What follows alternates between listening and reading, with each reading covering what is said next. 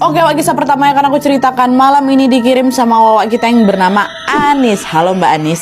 Nah, jadi Wak, cerita horor yang dialami sama Anis ini terjadi pada tahun 2023 lalu pada saat dia menjalani praktek kerja lapangan atau PKL. Nah, jadi Wak, Anis ini adalah mahasiswa jurusan analisis laboratorium di suatu kampus yang ada di kotanya. Nah, ketika memasuki semester 4 Wak, Anis ini mengikuti PKL di sebuah rumah sakit yang kita sebut aja lah nama rumah sakitnya itu Rumah Sakit A ya.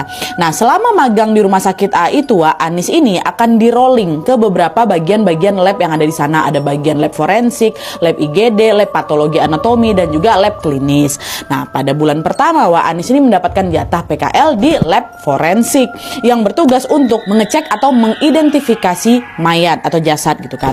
Nah, meski terdengar menyeramkan lah gitu di sini ha, tugas di lab forensik ini ternyata cukup mudah Wak bagi Anis. Selama magang di situ, Anis ini hanya diminta untuk mengamati aja, suruh tengok aja, karena seniornya yang namanya Pak Bambang Wak macam kurang suka lah gitu apabila ada orang lain yang ikut campur dalam pekerjaannya.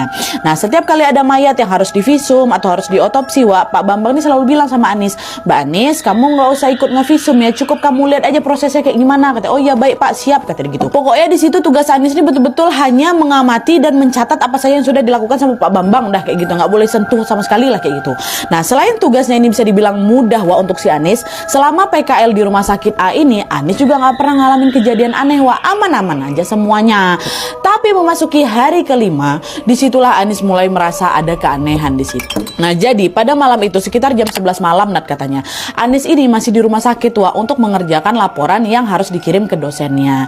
Tapi karena laporan itu belum selesai Wak, Anis ini pun memutuskan untuk menginap tuh di Rumah Sakit A. Memang biasa juga kayak gitu Wak, dan tepatnya dia nginap di ruang lab analis.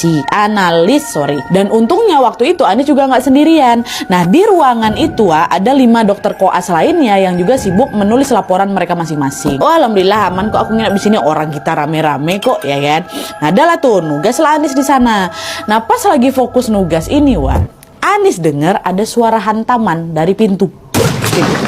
Dan ternyata yang ngedengar suara itu nggak cuma si Anis saja, 5 dokter koas yang lain itu denger juga. Mereka bertatap-tatap langsung, kalian ada dengar nggak suara barusan? Kata mereka. Iya Wak, aku dengar, kata mereka. Kencang kali suaranya. Ada apa ya? Kata si Anis kayak gitu. Nah, karena penasaran, salah satu dokter koas yang di sana yang namanya Dokter Aan, pergilah itu keluar buat memeriksa pintu.